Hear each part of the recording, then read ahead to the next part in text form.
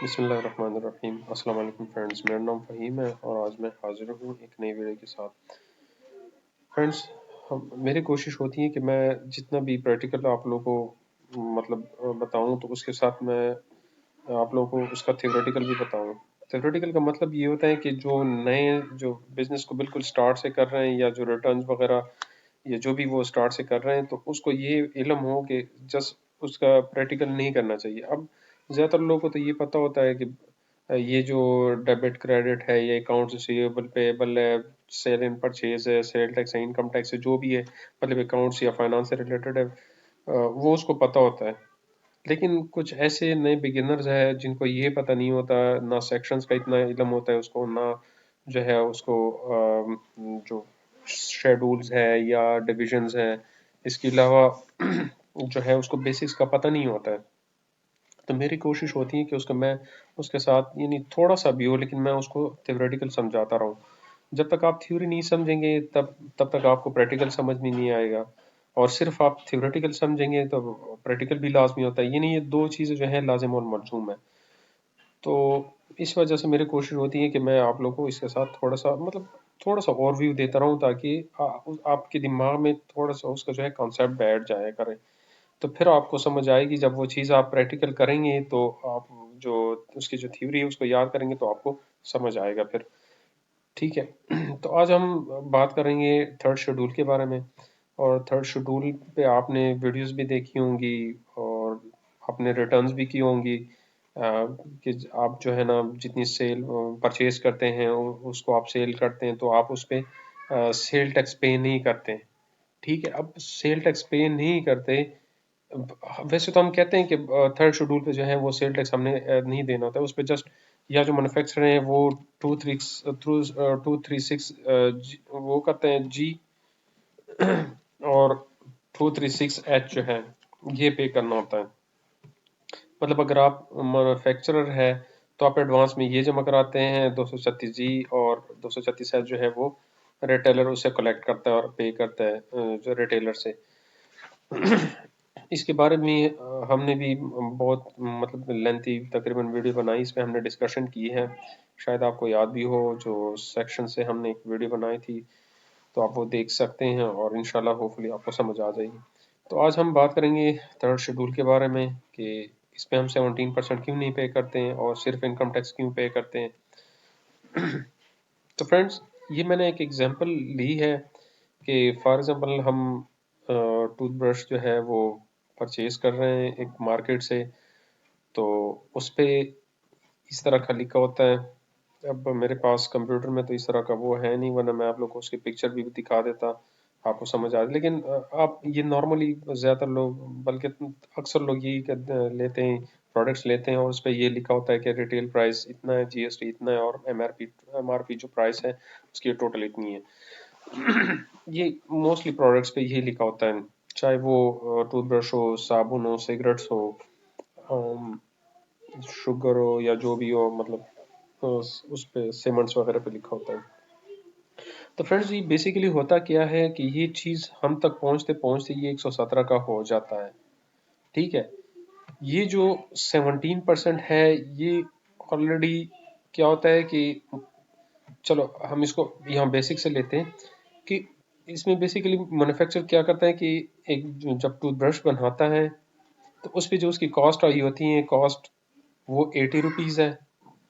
अब उसने किया क्या है कि इस दौरान जब वो उसने ये फिनिशिंग उसकी हो गई है तो उन्होंने क्या किए, जब वो इसका हिसाब किताब कर रहा है तो उसको पता है कि ये चीज़ जो है, ये जो टूथब्रश है, ये कंज्यूमर तक पहुंचते पहुंचते 100 रुपए की हो जाएगी और उस पर टैक्स 17% होगा, तो ये टोटल इसकी प्राइस 117 रुपए की होगी। तो वो क्या करता है, उस पर एमआरपी प्राइस लिख लेता है और इस तरह का एक लेबल लगा लेता है कि ये एंड कंज्यूमर तक इस प्राइस पे पहुंचेगा, ये डिटेल लिखी होंगी। ठीक है, इन शॉर्ट, सिंपल। उसको तो ये उन्होंने बनाए, जो उसकी जो कॉस्ट है वो तो 80 रुपीज़ है, उसने 17% टैक्स इस पे टैक्स दिया है जो रिटेल प्राइस है। ठीक है, जो जिसे हम फिक्स्ड रिटेल प्राइस भी कहते हैं, फिक्स्ड रिटेल प्राइस। ठीक है, फिक्स रिटेल प्राइस भी कहते हैं। जब भी हम कोई रिटर्न फाइल करेंगे तो वो मैं आपको दिखाऊंगा, उस पर ये लिखा होता है। बल्कि एक सिंपल मेरे पास है, सैंपल है मेरे पास, वो मैं आपको दिखाऊंगा। एक सेगमेंट की है, तो उसका मैं आपको थोड़ा बताऊंगा फिर एग्जांपल के साथ। तो ये 100 पे अगर हम 17% लेंगे तो उसका ये 17% है। ये 17% उन्होंने इसका इसलिए लिए क्योंकि गवर्नमेंट ने इसको कहा है कि आप जो है मुझे 17 रुपए दे दें, ठीक है, ये जो चीज़ 100 रुपए पे सेल होनी है, आप मुझे इसका 17% दे दें। आप आगे आप जाने और ये डिस्ट्रीब्यूटर जाने, रिटेलर जाने और कंज्यूमर जाने, आप मुझे बस ये पे कर दें। ये पे करने का मकसद क्या है, उसने मतलब एफबीआर ने इसको क्यों कहा कि मुझे इस पे ये पे कर दें? क्योंकि एफबीआर वाले जो है वो ये कहते हैं कि अ, अगर मैं आप पे अलग वो करूंगा, ठीक है, मतलब आप अपनी कैलकुलेशन करेंगे 17%, तो वो तो आपका 13.6 रुपये बनेगा। इस तरह ये तकरीबन 14 बनेगा, ये फिर 14.34 इतना बनेगा। तो हो सकता है आप मुझे पे करें लेकिन डिस्ट्रीब्यूटर है वो मुझे पे ना करें, ठीक है, उसमें अपनी जो है कॉस्ट जो है वो कम शो करे, या ठीक है, यह रिटेलर मुझे पे ना करे। तो इस डर से निकलने के लिए, इस खौफ से निकलने के लिए, या इस मसले से निकलने के लिए उन्होंने क्या किया कि मैन्युफैक्चरर से 17% चार्ज किए एट रिटेल प्राइस पे। तो अब ये मैन्युफैक्चरर जो है वो बाउंड हो गया है कि वो इसको, ये लाजमी जो 17% है ये डिस्ट्रीब्यूटर से चार्ज करेगा, ठीक है। अब उसकी कॉस्ट 18 रुपए है, 17% उन्होंने एफबीआर वालों को जमा किए, और प्रॉफिट उसने रख लिया फॉर एग्जांपल 7 रुपए या 6.5 रुपए उन्होंने प्रॉफिट रख लिए। तो ये उसकी टोटल वैल्यू जो है 104 रुपए, 104 रुपए पे उन्होंने सेल कर दिए, ठीक है। यानी 117 रुपए की चीज उन्होंने 104 रुपए की सेल कर दी है डिस्ट्रीब्यूटर को, कि आप आगे जो है 117 रुपए की उसको सेल करें, लेकिन आप मुझे क्या करें, मेहरबानी करें 104 रुपए दे दें। 104 रुपए इसलिए दे दें क्योंकि मेरी इस चीज़ पे 80 रुपए की कॉस्ट आई है, 17 रुपए मैंने एडवांस टैक्स दिया, उस पर 17% जो है गवर्नमेंट को मैंने पे किया है, और 7 रुपए मेरा या 6.5 रुपए मेरा प्रॉफिट बनता है, तो वो मुझे काइंडली पे कर दे। तो डिस्ट्रीब्यूटर ने कहा कि ठीक है, मैंने पे कर दी है। इसमें उन्होंने अलग जो 17% है वो कहा कि चलो ये तो टैक्स है, ये तो मैं लूंगा, ये तो मैं रिटेलर से मैं लाजमी चार्ज करूंगा। तो वो तो उसने अलग कर दिए क्योंकि वो उन्होंने इस पे चार्ज करना है। और उसने क्या किया है कि ये उसको 87 रुपए का पड़ा है। क्यों? क्योंकि 80 रुपए तो उसकी कॉस्ट आई है मैन्युफैक्चरर की, 7 रुपए तो उन्होंने प्रॉफिट ऐड किया, तो ये टोटल 87 रुपए का हो गया। और उसने क्या किया कि उसने कहा कि ठीक है, अगर आप ने मैं इसमें लाजमी प्रॉफिट भी रखूंगा क्योंकि मैं किराया दे रहा हूँ, उस जगह का रेंट भी दे रहा हूँ, एक्सपेंसेस है मेरे, तो वो भी तो मैंने पे करने हैं। तो उसने क्या किया कि ये जो प्रोडक्ट है उसको पड़ गया, यानी ये 87 + 17, इसको 104 रुपए का पड़ा है, और 7 रुपए उसने प्रॉफिट किए, तो ये 110 रुपए में चला गया। इसकी जो टोटल वैल्यू है या जो प्राइस वैल्यू है, वैल्यू प्राइस है। तो उसने क्या किया, डिस्ट्रीब्यूटर ने ये आगे फिर सेल कर दी है रिटेलर को, वही 117 रुपए की चीज उन्होंने सेल की है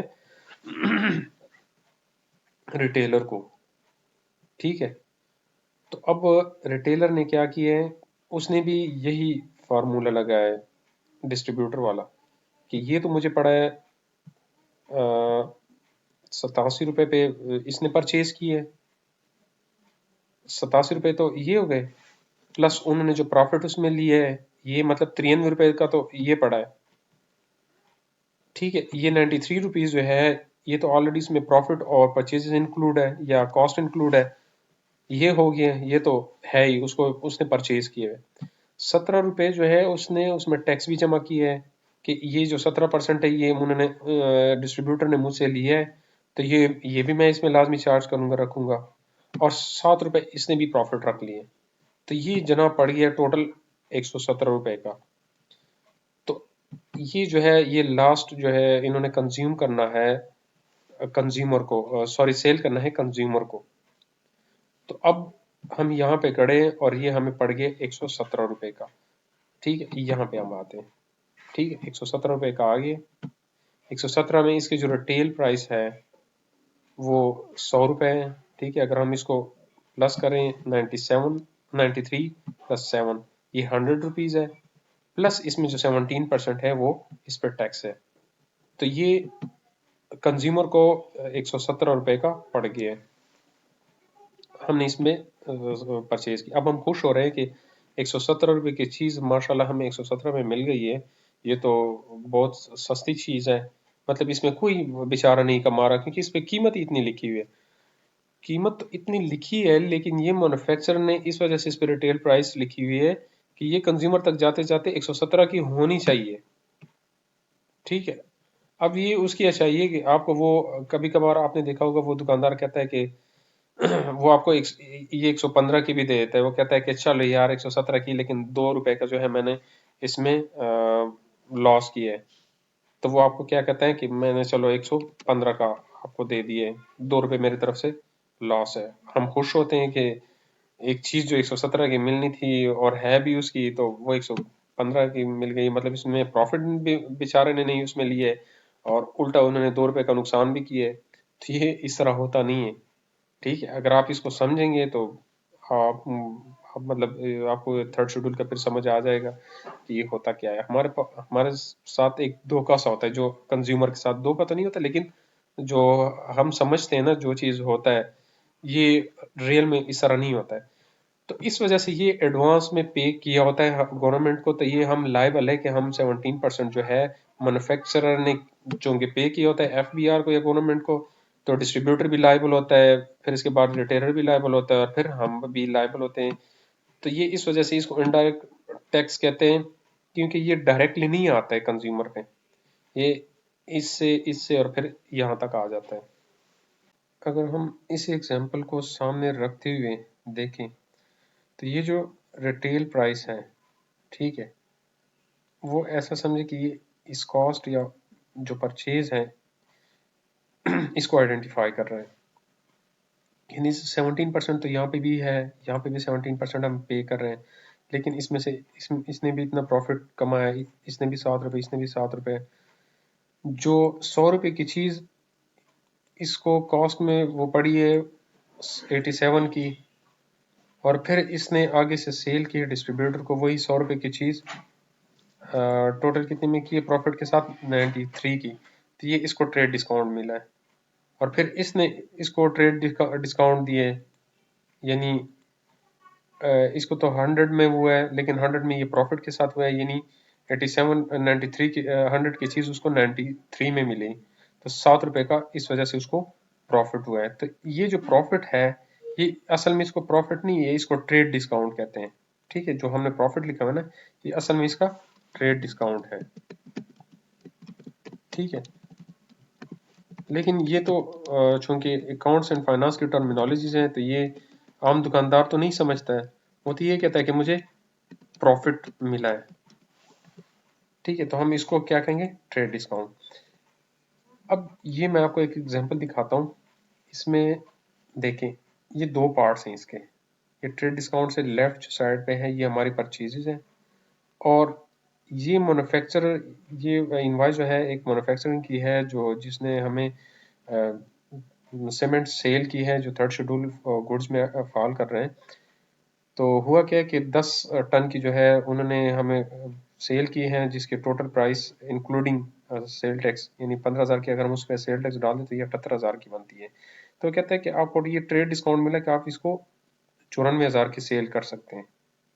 ठीक है, यानी आप इसमें कितना ट्रेड डिस्काउंट ले सकते हैं, अगर हम इसको इसे माइनस करें तो हमारे पास इसका वो ट्रेड डिस्काउंट आ जाएगा।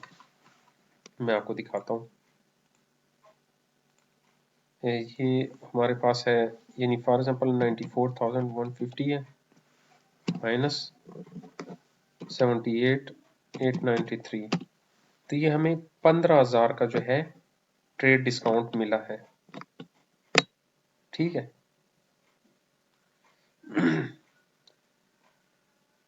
समझ आ रही है? तो ये हमें 15,000 का ट्रेड डिस्काउंट मिला है, और ये हमारे पास 10 टन है, तो इसको डिवाइड कर दें 10 पे, तो ये 1 टन के हिसाब से हमें 1525 का मिला है, और इसमें कितनी बोरी होती है, 20, तो ये 76 रुपये का हमें एक बोरी में ट्रेड डिस्काउंट मिला है।